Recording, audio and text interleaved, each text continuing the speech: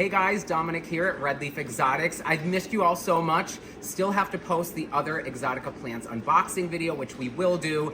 My mental health and physical health have been a little rough with winter and building the new greenhouses, but I am healing now since most stuff is done here. Little odds and ends to tighten up, but not all that crazy heavy labor. A lot of the plants have been repotted, they're settling, so we're in a good place now. And I have a really fun video for you guys today.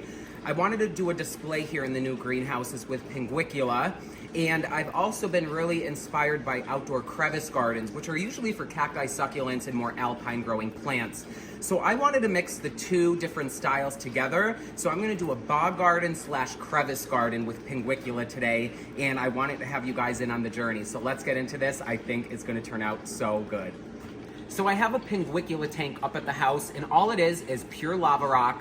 I fill it with water. The pings are sitting right on top. They've been doing amazing for well over a year now. So I'm just gonna replicate that here. I'm gonna be using pure fine grade lava rock, as you can see here. And I'm gonna fill this trough up. I'm gonna be using some local limestone. It already has some lichens and moss on it. It's really has a lot of character to it, which I love. So it'll give it a very natural kind of feel. And then of course some Pinguicula. These are just a few I'll be using. We're gonna pick some more out of the collection to add to here. But let's get into this and start building our bog garden. So my first step in the whole process is gonna be adding my lava rock, and I'm literally just gonna start dumping it and filling this whole trough up, almost fully to the brim. Now we're gonna start getting creative. This is my favorite part, and I did this in the fish tank up the house, which I'll have to show you guys, but I am gonna start making little water impressions in the soil that kind of mimic a little bog habitat. And I'm just gonna start here.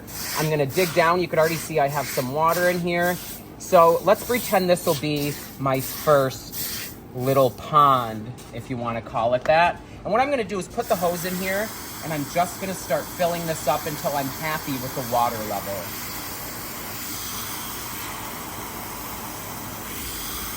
So I'm pretty happy with how most of these came out. As I go along and I start adding the rocks in here, the shapes might change, but you could see it looks like just a little wetland already. These little odd shapes, and I did 5 different water holes. Usually in gardening, 3, 5 odd numbers is really appealing. So I did that. I'm loving the way this looks.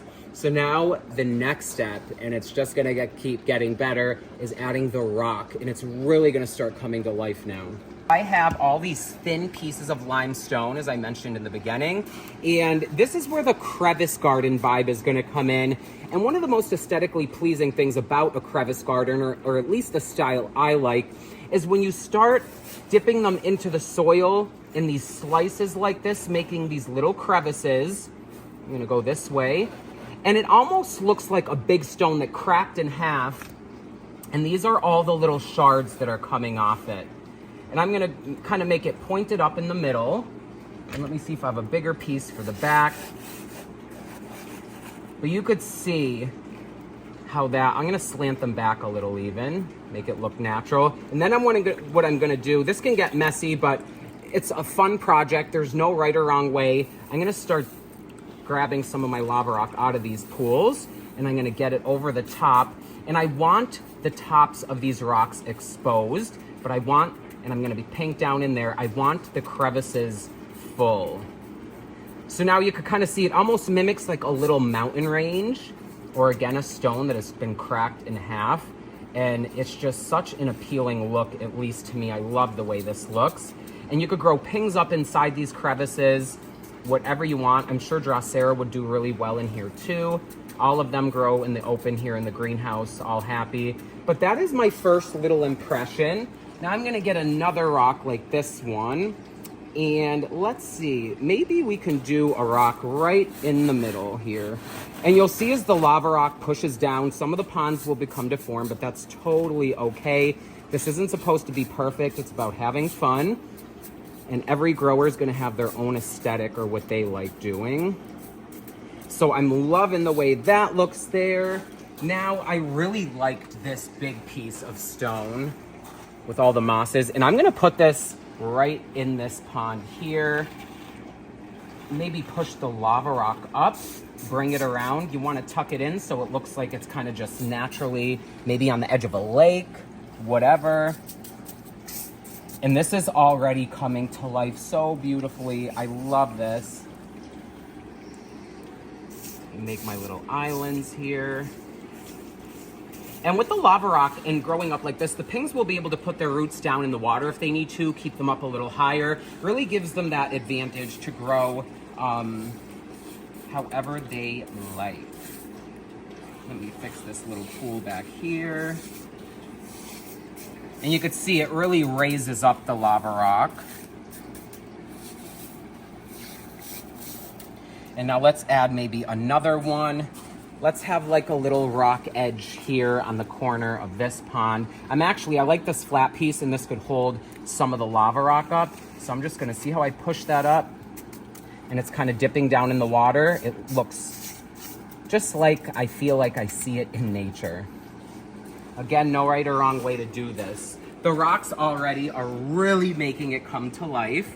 Now let's do another little kind of split up rock.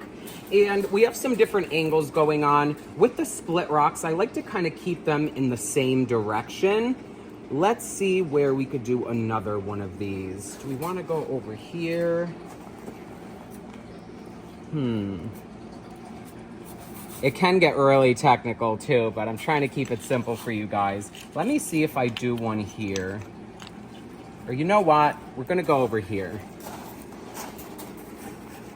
So I'm finished placing my rock. I could do this forever. I'm OCD, and the different styles and patterns you could do is endless, but for the sake of this YouTube video, I'm gonna stop here. I love the way this is looking. They look like little mountain ranges, and the little pools even moved around a little bit, and that's okay. This is not supposed to be super crazy. This is what I like, so you do what you like if you're gonna build one of these. It's all about what makes you happy. I'm pretty happy with this. So now the last and final and my favorite part is adding the Pinguicula, the plants in here, to really make this come to life. So now let's start adding them. I have a variety of Pinguicula here. I'm gonna be using some species and hybrids. This is my favorite part. These are looking really good. So let's just start placing them. I'm first gonna start placing this hybrid. This one's called Pirouette. And I like to keep the same hybrids or species in the same clump, so you get that really distinct effect of different colors and shapes in big blocks instead of all scrambled together. I love the way that looks. I already added some here.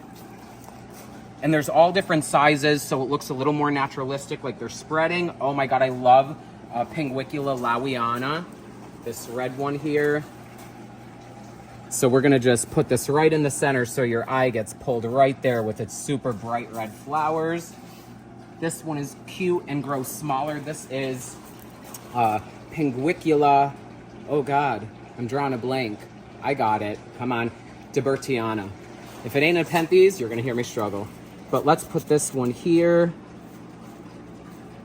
Smaller, so we'll keep it in the front. I like to keep the bigger things toward the back.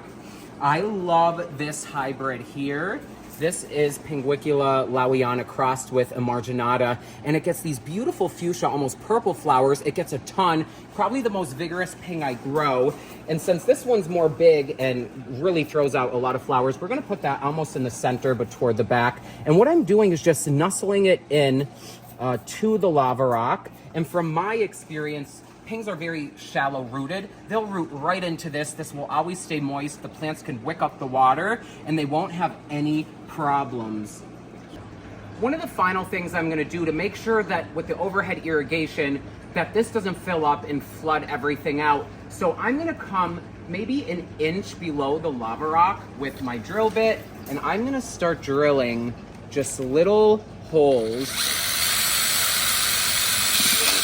just that big. And I'm gonna do a couple along the front, the sides, and the back, so that when this starts to fill up, the water can naturally drain out and I won't have to spill it out. First, I went ahead and added more rock, but you could see there's some sphagnum moss we put in, this beautiful piece of driftwood with lichen to give it even more that boggy feel. I did add a drosera. I'll probably add a few more over here. And these are rushes, which will need to be managed because they can really get out of control. But I love the way they look, and I'm in here all the time, so that won't be an issue. And I can't wait to see the lava rock form this beautiful carpet of moss, smaller moss than the sphagnum, over the coming weeks. And I will be posting updates. I'll probably add more rock along the way. You could play all day long with this, but that's the fun part about it. But I hope you guys enjoyed this. I'm Dom here at Red Leaf Exotics. Like, comment, share, subscribe. That's greatly helpful to our channel. And I'll see you guys soon for more plant fun here at the nursery. Thanks for watching.